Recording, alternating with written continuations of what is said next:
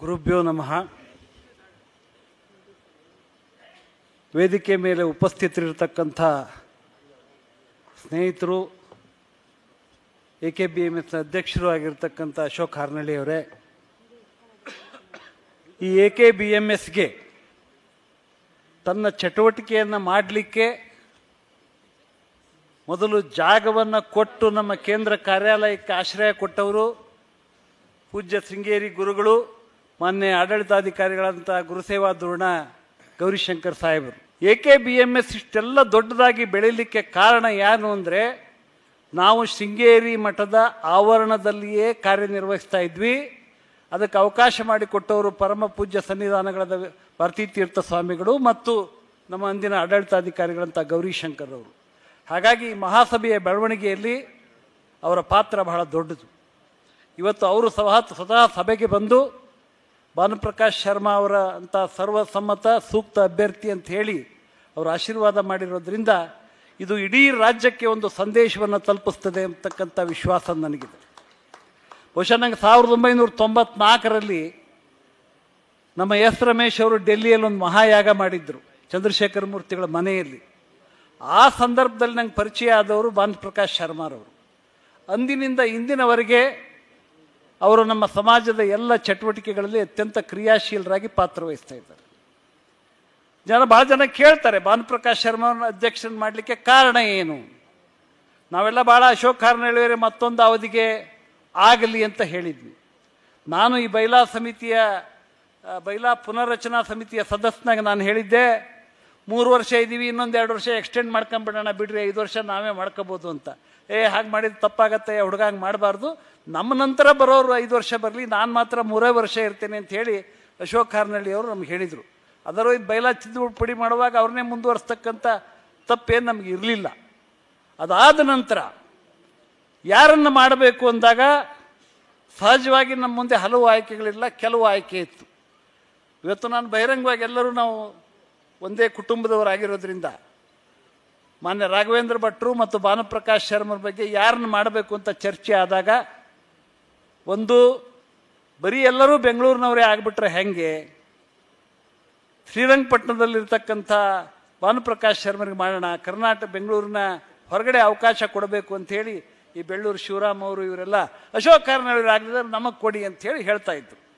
ರಾಘವೇಂದ್ರ ಭಟ್ರಿಗೆ ವಯಸ್ಸು ಇರೋದ್ರಿಂದ, ಅದು ನಾವ್ಯಾರು ಮೂಲಭೂತ ಬೆಂಗಳೂರಿನವರಲ್ಲ, ನಾವೆಲ್ಲ ಹೊಟ್ಟೆಪಾಡಿಗೆ ಸಾಗರದಿಂದ ನಾನು ಬಂದಿದ್ದೇನೆ, ಶೃಂಗೇರಿಯಿಂದ ಅವ್ರು ಬಂದಿದ್ದಾರೆ, ಹೀಗೆಲ್ಲ ಇದ್ದರೂ ಕೂಡ ಶ್ರೀರಂಗಪಟ್ಟಣ ಈ ಬೆಂಗಳೂರಿನ ಹೊರಗೆ ಒಬ್ಬ ಅಧ್ಯಕ್ಷರನ್ನು ಮಾಡಬೇಕು. ಆ ಮೂಲಕ ಅಖಿಲ ಕರ್ನಾಟಕ ಬ್ರಾಹ್ಮಣ ಮಹಾಸಭಾ ಕೇವಲ ಬೆಂಗಳೂರಿಗೆ, ದಕ್ಷಿಣ ಬೆಂಗಳೂರಿಗೆ, ಬಸವನಗುಡಿಗೆ ಸೀಮಿತ ಅಲ್ಲ ಎಂಬ ಸಂದೇಶವನ್ನು ಮಾನ್ಯ ಭಾನುಪ್ರಕಾಶ್ ಶರ್ಮಾ ಅವರ ಆಯ್ಕೆಯ ಮೂಲಕ ತಿಳಿಸ್ತಕ್ಕಂಥ ಕೆಲಸವನ್ನು ನಾವು ಮಾಡ್ತಾ ಇದ್ದೇವೆ. ಇವತ್ತು ಎರಡನೇದು, ನಾನು 31 ವರ್ಷದಿಂದ ಮಹಾಸಭೆಯ ಸದಸ್ಯ. ನನ್ನ ಮಿತವ್ಯಾಪ್ತಿಯಲ್ಲಿ ಸಮಾಜದ ಕೆಲಸಕ್ಕೆ ನಮ್ಮೂರಿನಲ್ಲಿ ಇಲ್ಲಿ ನಾವು ಮಾಡ್ತಾ ಇದ್ದೇವೆ. ಕೇವಲ ಚುನಾವಣೆಯ ದೃಷ್ಟಿಯಿಂದ ಪ್ರಚಾರ ಮಾಡಿಕೊಂಡು ಬ್ರಾಹ್ಮಣ ಸಂಘ, ಅಖಿಲ ಕರ್ನಾಟಕ ಬ್ರಾಹ್ಮಣ ಮಹಾಸಭಾ ಎಂದು ಹೇಳಲಿಕ್ಕೂ ಆಗದವರು ಕೂಡ ಇವತ್ತು ಪ್ರಚಾರದ ಮುಂಚೂಣಿಯಲ್ಲಿದ್ದು ನಮ್ಮ ಸ್ನೇಹಿತರಾದ ರಘುನಾಥ್ ಅವರಿಗೆ ಬೆಂಬಲಿಸ್ರಿ ಅಂತ ಹೇಳ್ತಾ ಇದ್ದಾರೆ. ದಯವಿಟ್ಟು ಈ ಸಭೆಯ ಒಳಗಡೆ ಬರಬೇಕು. ಮಹಾಸಭೆಯ ಒಳಗಡೆ ಬಂದು ಕೆಲಸ ಮಾಡಿದಾಗ ಆ ಮೂಲಕ ನಮಗೊಂದು ರೈಟ್ ಕ್ರಿಯೇಟ್ ಆಗ್ತದೆ. ಹಾಗಾಗಿ ಭಾನುಪ್ರಕಾಶ್ ಶರ್ಮಾ ಅವರು ನಮ್ಮ ಮಹಾಸಭೆಯ ಎಲ್ಲ ಚಟುವಟಿಕೆಗಳಲ್ಲಿ ನಿರಂತರವಾಗಿ ಕೆಲಸ ಮಾಡಿರೋದ್ರಿಂದ ಅವರು ಕೂಡ ಈ ಅಧ್ಯಕ್ಷರಾಗಲಿ ಎಂಬುದಕ್ಕೆ ಎಲ್ಲ ಕಡೆ ಬೆಂಬಲ ಬರ್ತಾಯಿದೆ. ಮೊನ್ನೆ ಅಶೋಕ್ ಹಾರ್ನಳ್ಳಿ ಅವರು ಹೇಳಿದರು, ನಮ್ಮ ಮಹಾಸಭಾದ ಭವಿಷ್ಯದ ದೃಷ್ಟಿಯಿಂದ ಒಳ್ಳೆಯ ನಾಯಕರನ್ನು ಆರಿಸಬೇಕು, ಆ ಕಾರಣದಿಂದ ನಾವು ಭಾನುಪ್ರಕಾಶ್ ಶರ್ಮಾ ಅವರಿಗೆ ಆಯ್ಕೆ ಮಾಡಿದ್ದೇವೆ. ಸ್ವಲ್ಪ ದಿವಸ ಪಾಪ ನಮ್ಮ ಗೆಳೆಯರಾದ ರಾಘವೇಂದ್ರ ಭಟ್ರಿಗೆ ಬೇಜಾರಾಗಿದ್ದರೂ ಕೂಡ ನಿಮಗಿನ್ನೂ ಉಜ್ವಲವಾದ ಭವಿಷ್ಯ ಇದೆ, ವಯಸ್ಸಿದೆ, ದಯವಿಟ್ಟು ನೀವು ಈ ಸಲ ಹೆಚ್ಚು ಬರೀ ಬೆಂಗಳೂರಿನಲ್ಲಿ ಕೂತ್ರೆ ಅಷ್ಟೇ ಅಲ್ಲ, ನಮ್ಮ ಸೊರಬ, ಸಾಗರ, ತೀರ್ಥಹಳ್ಳಿಗೆಲ್ಲ ಬಂದು ನೀವು ಮಾಡಿರೋ ಸದಸ್ಯರಿಗೆ ಪ್ರಚಾರ ಮಾಡಬೇಕು ಅಂತ ಎಲ್ಲರ ಪರವಾಗಿ ನಾನು ಆಹ್ವಾನವನ್ನು ಕೊಡ್ತಾ ಇದ್ದೇನೆ. ಹಾಗೆ ರಾಜೇಂದ್ರ ಬಾಬು ಅವರು ಆರ್ಥಿಕವಾಗಿ ಈ ಮಹಾಸಭೆ ಬೆಳೀಲಿಕ್ಕೆ ಬಹಳಷ್ಟು ಜನ ಸಹಾಯ ಮಾಡಿದರೂ ಕೂಡ ಅಧ್ಯಕ್ಷರಾಗಲಿಕ್ಕೆ ಒಬ್ಬರೇ ಇರೋದ್ರಿಂದ ಆ ಸ್ಥಾನಕ್ಕೆ ಇವತ್ತು ಸರ್ವಸಮ್ಮತಿಯಿಂದ ಭಾನುಪ್ರಕಾಶ್ ಶರ್ಮಾ ಅವ್ರನ್ನ ಅಧ್ಯಕ್ಷರು ಮಾಡಬೇಕು ಅಂತ ತೀರ್ಮಾನ ಆಗಿದೆ. ನಾವಿವತ್ತು ಬ್ರಾಹ್ಮಣರು, ನಾವು ಬೆಳಿಗ್ಗೆ ಒಂದು ದೇವ್ರ ಪೂಜೆ, ಒಂದು ಸಂಧ್ಯಾವನ್ನೇ ಬಿಟ್ಟರೆ ಆಮೇಲೆ ಪೂಜೆ ಮಾಡ್ತಕ್ಕಂಥ ಸಮಯಾವಕಾಶ ಇಲ್ಲ. ಅಥವಾ ಬ್ರಾಹ್ಮಣ್ಯವನ್ನು ನಾವು ಭಾಳ ಸ್ಟ್ರಿಕ್ಟಾಗಿ ಫಾಲೋ ಮಾಡ್ತೀವಿ ಅಂತ ಹೇಳಲಿಕ್ಕೂ ಆಗಲ್ಲ, ವೃತ್ತಿಯ ಕಾರಣದಿಂದ, ನಗರೀಕರಣದ ಕಾಲದಿಂದ. ಆದರೆ ಇವತ್ತೂ ಕೂಡ ತ್ರಿಕಾಲ ಪೂಜೆ ಮಾಡಿ ಬ್ರಾಹ್ಮಣ್ಯವನ್ನು ಉಳಿಸಿ ಆ ಮೂಲಕ ಬ್ರಾಹ್ಮಣರು ಅನೇಕ ಬ್ರಾಹ್ಮಣರಿಗೆ, ನನಗೆ ಯಾಕೆ ಆಗಸ್ಟ್ 15ನೇ ತಾರೀಕು ನನ್ನ ತಾಯಿ ತೀರ್ಕೊಂಡ್ರು, 16ನೇ ತಾರೀಕು 17ನೇ ತಾರೀಕು ನಾನು ಶ್ರೀರಂಗಪಟ್ಟಣಕ್ಕೆ ಹೋದೆ. ನಾನು ಅಲ್ಲೆಲ್ಲೇ ಗೌತಮ್ ಇದ್ರಲ್ಲಿ ಮಾಡೋ ಅಲ್ಲಿಗೆ ಸ್ಥಳಕ್ಕೆ ಬಂದು ಮತ್ತು ಅಲ್ಲಿ ಮನೆಗೆ ಹೋಗಿ ಇದು ಮಾಡ, ಹೀಗೆ ಪ್ರತಿಯೊಬ್ಬರಿಗೂ ಕೂಡ ಸಹಾಯ ಮಾಡತಕ್ಕಂಥ ಒಂದು ಪ್ರವೃತ್ತಿ ಭಾನುಪ್ರಕಾಶ್ ಶರ್ಮರಿದೆ. ಅವರು ಈ ಕಾಲಕ್ಕೆ ಸರ್ವಸಮ್ಮತವಾದ ಅಧ್ಯಕ್ಷರು ಅಂಥೇಳಿ. ಈಗ ಅನೇಕರು ಪ್ರಚಾರ ಮಾಡ್ತಾ ಇದ್ದಾರೆ. ನಾನು BNV ಅವರ ಅಧ್ಯಕ್ಷತೆ ನೋಡಿದ್ದೇನೆ, ಶಿವಶಂಕರ್ ಅವರ ಅಧ್ಯಕ್ಷತೆ ನೋಡಿದ್ದೇನೆ, CVL ಶಾಸ್ತ್ರಿಗಳ ಅಧ್ಯಕ್ಷತೆ ನೋಡಿದ್ದೇನೆ, MRA ಪ್ರಸಾದ್ ಅವರ ಅಧ್ಯಕ್ಷತೆ ನೋಡಿದ್ದೇನೆ, ವೆಂಕಟನಾರಾಯಣ ಅವರ ಅಧ್ಯಕ್ಷತೆ ನೋಡಿದ್ದೇನೆ, ಕೆಲ ಕಾಲ stop gap MR Srinivasa Murthy ಅವರ ಅಧ್ಯಕ್ಷತೆ ನೋಡಿದ್ದೇನೆ, ಅಶೋಕ್ ಹಾರ್ನಳ್ಳಿ ಅವರ ಅಧ್ಯಕ್ಷತೆ ನೋಡಿದ್ದೇನೆ, ವೆಂಕಟನಾರಾಯಣರ ಅಧ್ಯಕ್ಷತೆಯನ್ನು ನೋಡಿದ್ದೇನೆ. CVL ಶಾಸ್ತ್ರಿಗಳು ನಾವು ಯಾಕೆ BNV ಸುಬ್ರಹ್ಮಣ್ಯಂ ಅವ್ರಿಗೆ ಯಾಕೆ ನೆನೆಸ್ಕೊತೀವಿ? ಅವರು ಇಡೀ ಬ್ರಾಹ್ಮಣರ ಸಂಘಟನೆಗೆ ಒಂದು ರೂಪರೇಷೆಯನ್ನು ಕೊಟ್ಟವರು, ಪ್ರಾರ್ಥಸ್ಮರಣೀಯರು ಮಾಡಬೇಕು. CVL ಶಾಸ್ತ್ರಿಗಳು ನಮಗೆ ಶಂಕರ ಮಠದಿಂದ ಗಾಯತ್ರಿ ಭವನ ನಿರ್ಮಾಣ ಮಾಡಿ ಆ ಕಟ್ಟಡವನ್ನು ಕಟ್ಟಿ ಎಲ್ಲ ಕಾಲಕ್ಕೂ ಒಂದು ಕೆಲಸ ಮಾಡಿದ್ದಾರೆ, ಅವ್ರನ್ನ ನೆನೆಸ್ಕೋಬೇಕು. ಈ ಉಳಿದವ್ರು ಓಟ್ ಕೇಳ್ತಾ ಇದ್ದಿರಲ್ಲ, ಏನಪ್ಪ ಮಾಡಿದ್ರಿ ನೀವು ಹೇಳಬೇಕಲ್ಲ, ಸಮಾಜಕ್ಕೆ ಏನು ಮಾಡಿದ್ದೇವೆ ಅಂತ. ನಾವು ಸಮಾಜಕ್ಕೆ ಪದಾಧಿಕಾರಿಗಳಾಗಿ ಏನು ಕೆಲಸವನ್ನು ಮಾಡಿದ್ದೇವೆ ಎಂಬುದನ್ನು ಹೇಳ್ತಾ ಇದ್ದೇವೆ. ಎಂಥ ದುಸ್ಥಿತಿಗೆ ತಂದರು ಗೊತ್ತಾ ಒಂದೊಂದು ಕಾಲದಲ್ಲಿ. ವಿನಿಮಿಂಗ್ ಶಾಸ್ತ್ರಿ ನಮ್ಮ ಸಮಾಜಕ್ಕೆ ಹಣ ಕೊಟ್ಟರೆ CODಯಲ್ಲಿ ಹೋಗಿ ಆ ದುಡ್ಡನ್ನು ವಾಪಸ್ ಕೊಡ್ತಕ್ಕಂಥ ಸನ್ನಿವೇಶ ನಿರ್ಮಾಣ ಮಾಡಿತ್ತು AKBMS ಅಲ್ಲಿ. ನಾನು ಹೋಗಿ ಅಂದಿನ DGP ಹತ್ರ ಮಾತಾಡಿ, ರಾಘವೇಂದ್ರ ಅವರ ಅದಕ್ಕೆ SP ಅವ್ರ ಹತ್ರ ಮಾತಾಡಿ ಹಣವನ್ನು ಒಟ್ಟು ಮಾಡಿ ವಾಪಸ್ ಕೊಡೋಂಥ ಸ್ಥಿತಿ ಬಂತು. ನಮ್ಮ ಟ್ರೆಜರರ್ ಆಗಿದ್ದರು, 1 ಕೋಟಿ ರೂಪಾಯಿ ರಾಘವೇಂದ್ರ ಬ್ಯಾಂಕಲ್ಲಿ ಏನಾಯ್ತು. ಆದರೆ ಸಮಾಜಕ್ಕೆ ಹಣವನ್ನು ಸಂಗ್ರಹಿಸೋದು ಭಾಳ ಕಷ್ಟದ ಕೆಲಸ. AKBMSನ ಜೊತೆಗೆ ಅಶೋಕ್ ಹಾರ್ನಳ್ಳಿ ಅವರ ಸಜ್ಜನಿಕೆ ಮತ್ತು ಅವರ ಚಾರಿತ್ರ್ಯದ ಆಧಾರದ ಮೇಲೆ ಇವತ್ತು 1.5 ಕೋಟಿ ರೂಪಾಯಿ ಹಣ ಉಳಿಸ್ಲಿಕ್ಕೆ ಸಾಧ್ಯ ಆಗಿದೆ. ಇದನ್ನು ನೀವು ಅರ್ಥ ಮಾಡ್ಕೋಬೇಕು. ಬಹುಶಃ ಭಾನುಪ್ರಕಾಶ್ ಶರ್ಮರ ಅಧ್ಯಕ್ಷರಾದ ತಕ್ಷಣ ಎಲ್ಲವನ್ನೂ ಭಾನುಪ್ರಕಾಶ್ ಶರ್ಮರೇ ಮಾಡ್ತಾರೆ ಅಂತಲ್ಲ, ಎಲ್ಲರಿಗೂ ಒಂದು ತಂಡ ಬೇಕು.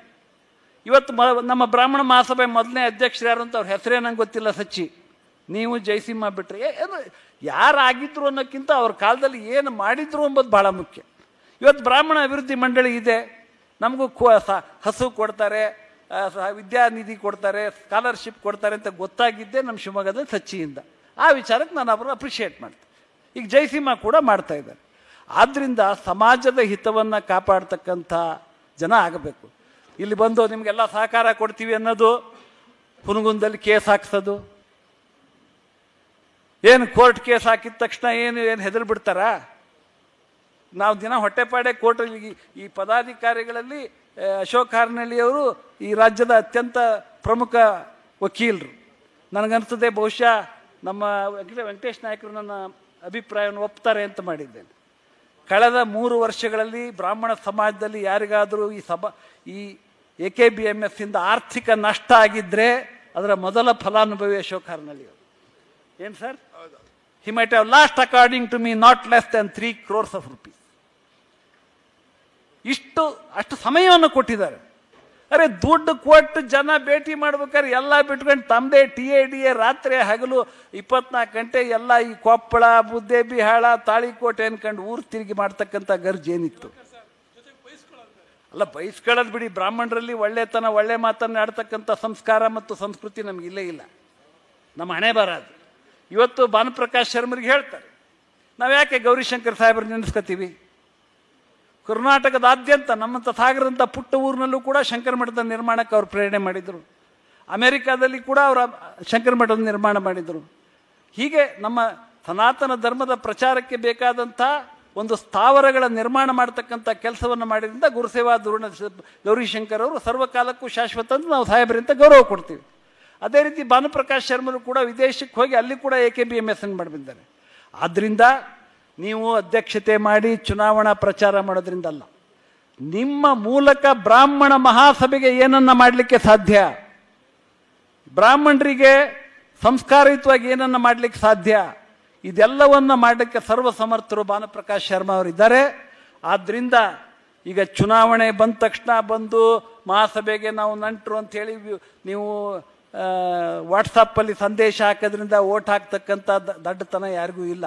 ನಾನು ಸಮಾಜಕ್ಕೆ ಏನು ಮಾಡಿದ್ದೇನೆ, ಇನ್ನೊಂದು ಕೋರಿಕೆ ನಂದು.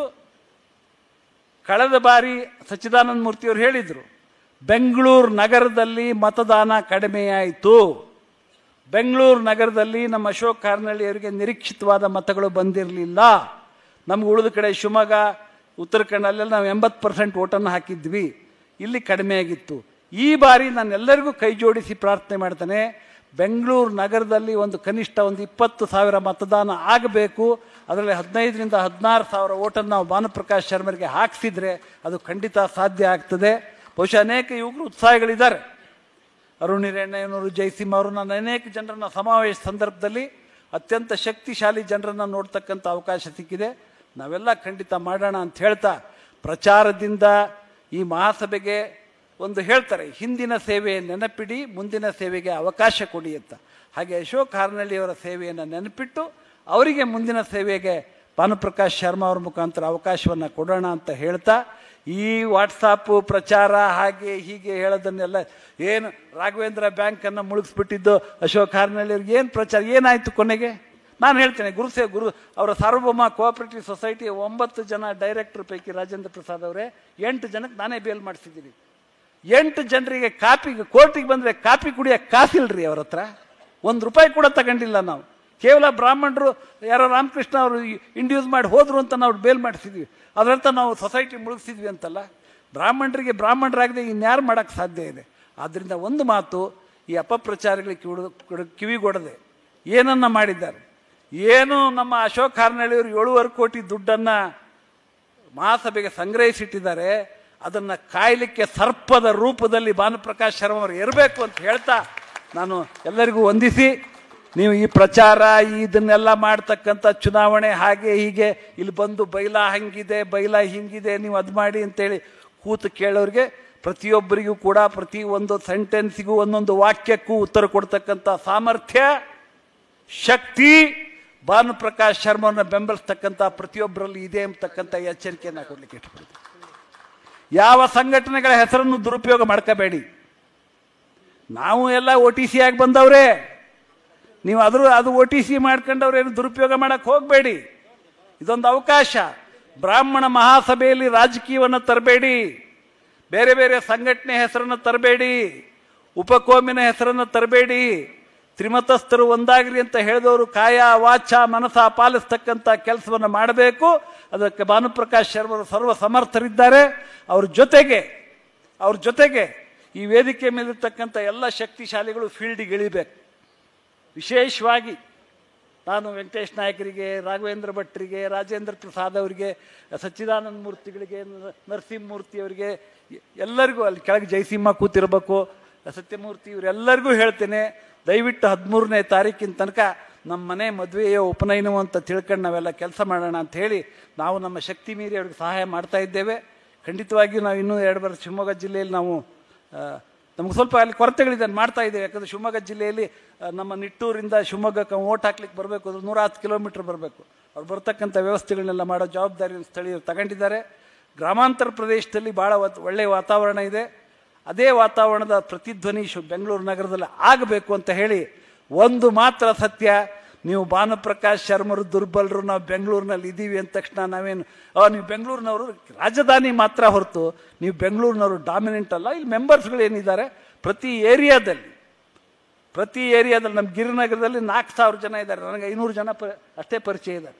ಪ್ರತಿಯೊಬ್ಬರು ನಾವು ಕೆಲಸ ಮಾಡೋಣ ಅಂತ ಹೇಳ್ತಾ, ವೋಟರ್ ಲಿಸ್ಟ್ ಹಿಡ್ಕೊಂಡು ಅದೇನೋ ನಮ್ಮ ಅಮಿತ್ ಶಾ ಮಾಡೋರಲ್ಲ ಪನ್ನಾ ಪ್ರಮುಖ್ ಅಂತ, ಆ ಮಾದರಿಯಲ್ಲಿ ಲೈನು ಕ್ರಾಸು ಇನ್ಚಾರ್ಜ್ ಆಗಿ ನಾವು ಪ್ರಚಾರ ಮಾಡೋಣ ಅಂತ ಹೇಳ್ತಾ, ದಯವಿಟ್ಟು ಇದನ್ನು ಸಹಾಯ ತಾವೆಲ್ಲ ಮಾಡಬೇಕು. ಅಶೋಕ್ ಕಾರನಳ್ಳಿ ಅವ್ರ ಬಗ್ಗೆ ನಮ್ಮ ಸಮಾಜಕ್ಕೆ ಹೆಮ್ಮೆ ಇದೆ. ನಮಗಂತೂ ವೈಯಕ್ತಿಕವಾಗಿ ನಮ್ಮ ವೃತ್ತಿ ಬಾಂಧವರು, ಹಿರಿಯರು, ಕುಟುಂಬದ ಸದಸ್ಯರ ಥರ ಅವ್ರ ಬಗ್ಗೆ ನಮ್ಗೆ ಹೆಮ್ಮೆ ಇದೆ. ಇವತ್ತು ಅಖಿಲ ಕರ್ನಾಟಕ ಬ್ರಾಹ್ಮಣ ಮಹಾಸಭಾ ಸಮ್ಮೇಳನ ನಮ್ಮ ಸಾಹೇಬರು ಹೇಳ್ದಂಗೆ ಕೋಟೆ ಶಾಲೆಯಿಂದ ನ್ಯಾಷನಲ್ ಕಾಲೇಜಿಗೆ ಬಂದು ನಿಂತಿತ್ತು. ಆದರೆ ನ್ಯಾಷನಲ್ ಕಾಲೇಜಿಂದ ಅರಮನೆ ಮೈದಾನಕ್ಕೆ ಏನು ವಿಸ್ತಾರ ಮಾಡಿದ್ದಾರೆ, ಆ ವಿಸ್ತಾರದ ಹಿಂದೆ ಭಾಳ ದೊಡ್ಡ ಶಕ್ತಿ ಇದೆ. ಅದಕ್ಕೋಸ್ಕರ ತಾವು ಭಾನುಪ್ರಕಾಶ್ ಶರ್ಮನ ಬೆಂಬಲಿಸುವ ಮೂಲಕ ಅಶೋಕ್ ಕಾರನಳ್ಳಿ ಅವರು ಮಾಡಿದಂಥ ಸಜ್ಜನಿಕೆಯ ಕೆಲಸಕ್ಕೆ ತಾವು ತಮ್ಮ ಅನುಮೋದನೆಯನ್ನು ನೀಡ್ತೀರಿ ಅಂತ ಭಾವಿಸಿ ನನ್ನ ಎರಡು ಮಾತನ್ನು ಮುಗಿಸ್ತೇನೆ. ಜೈ ಹಿಂದ್.